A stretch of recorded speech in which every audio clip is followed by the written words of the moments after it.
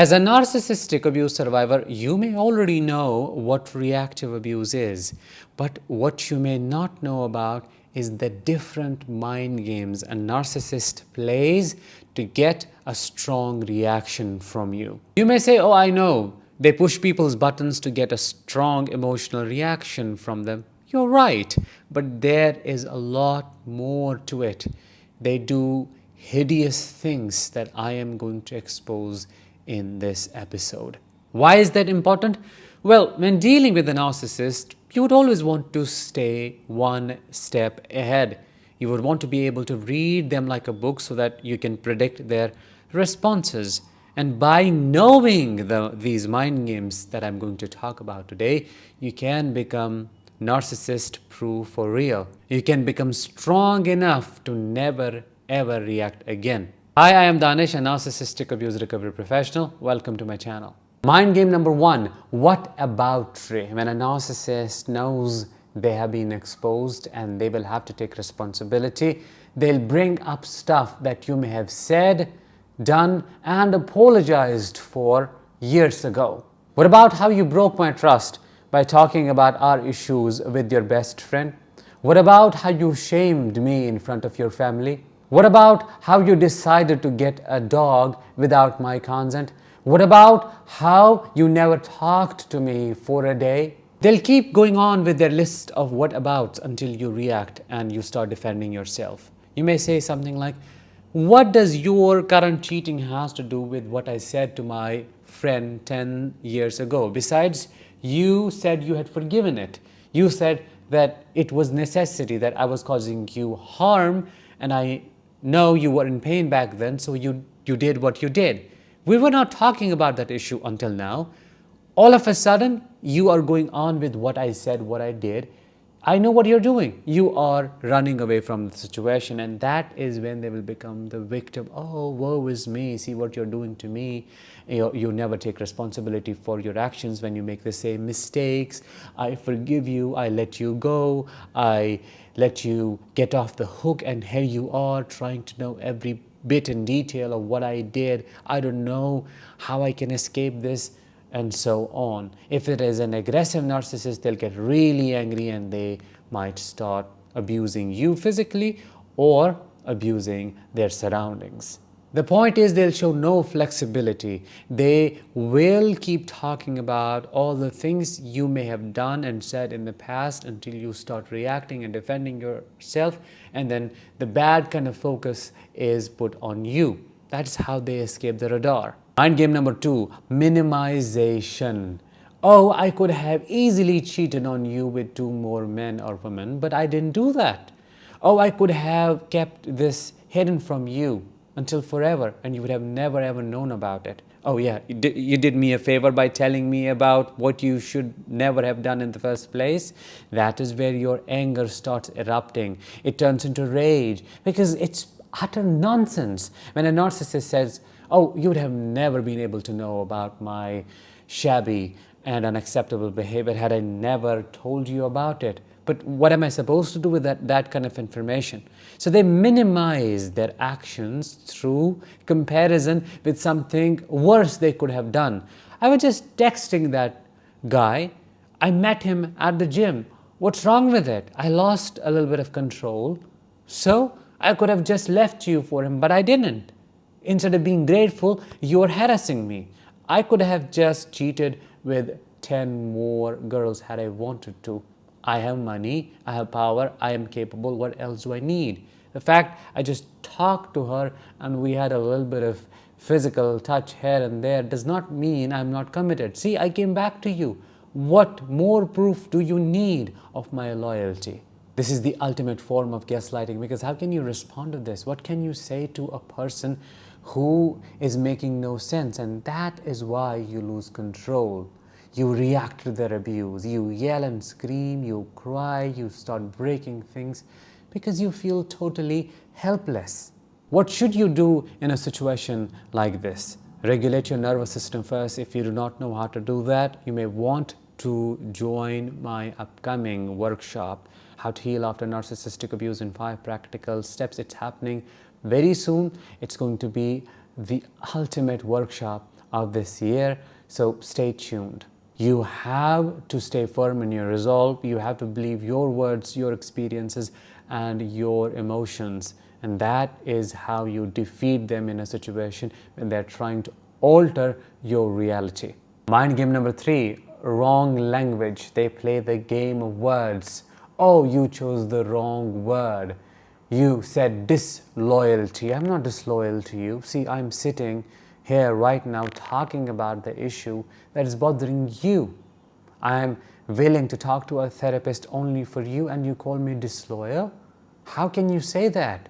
And they make it about that word, and you try to justify yourself. Well, I didn't mean to say that you are disloyal in these ways. I'm saying that you were disloyal in the relationship because you cheated on me. No, you're generalizing things. See, that's not the appropriate word.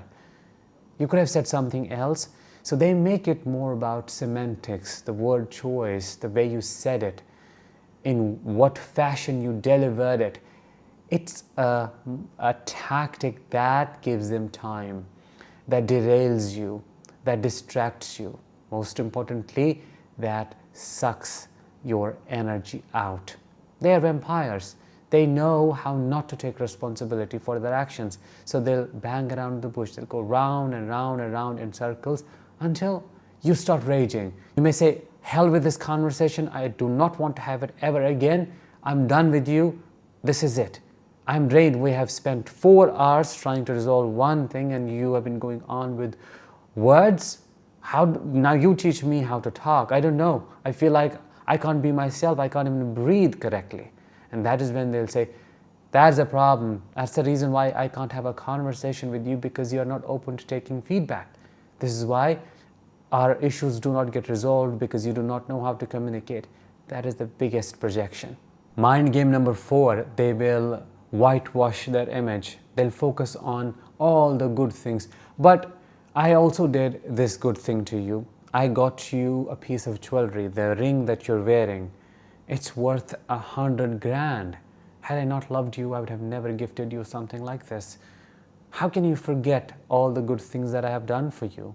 But we went on a vacation, and then we spent some good time together. Kids were there as well. Remember, you were laughing with me, and we ate at different places, and we enjoyed our time together. How can you just focus on this minor mistake and not focus on the major things that I've been doing for you? I know you're ungrateful, but this ungrateful I never imagined. What all is going on here? 1, guilt trapping. The person is guilt trapping the victim. 2, it's revivification, bringing up all the good memories and good emotions so that the image of the narcissist is whitewashed and they do not have to take responsibility for their actions. And at the same time, manipulation, that it's her, it's him, the victim, that is exaggerating the issue or overly focusing on a minor mistake that others would easily ignore. What does that do to your head? That makes you think, oh, I am the problem. Probably I'm too sensitive. Maybe I am overthinking about an insignificant issue. That insignificant issue might be them not talking to you for 3 weeks. It's not insignificant, but they make it insignificant through all the whitewashing talk.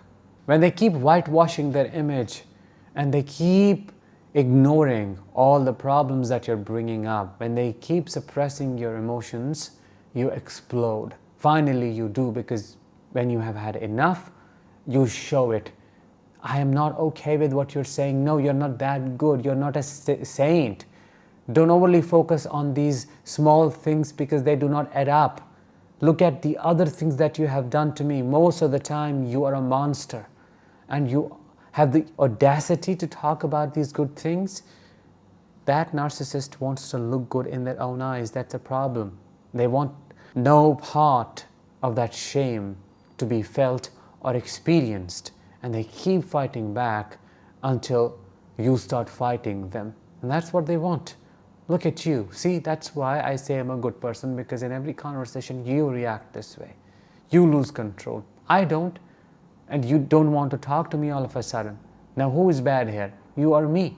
Mind game number 5 and the last one, when they become extremely aggressive, physically or verbally. Imagine somebody screaming and yelling at you all the time, or they are appearing bigger than their size, they're talking to you right in your face. You ask for physical space. You say, "This is triggering me. Can you move back a little bit and talk? Not be this close because I feel intimidated." They don't listen. They may ask you, "What are you going to do about it?" We're talking about an overt aggressive narcissist here. And that might force you to hit them back, yell or scream at them, because after all, you're a human being and you have a survival system that is designed to protect you. If somebody is trying to harm you physically, would you just let them do it? Maybe in some extreme cases when you might feel helpless, you could just let it happen.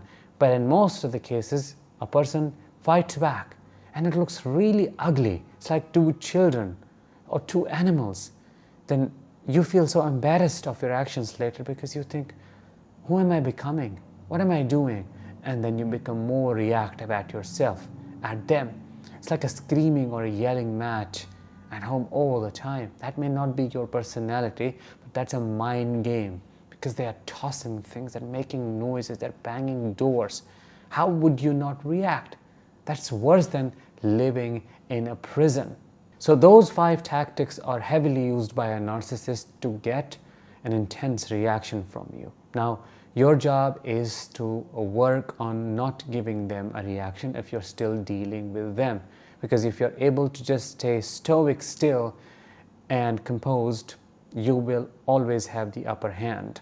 With that, let's bring this episode to an end. Thank you so much for being here. I will talk to you in the next one. Until then, as always, let the healing begin and continue.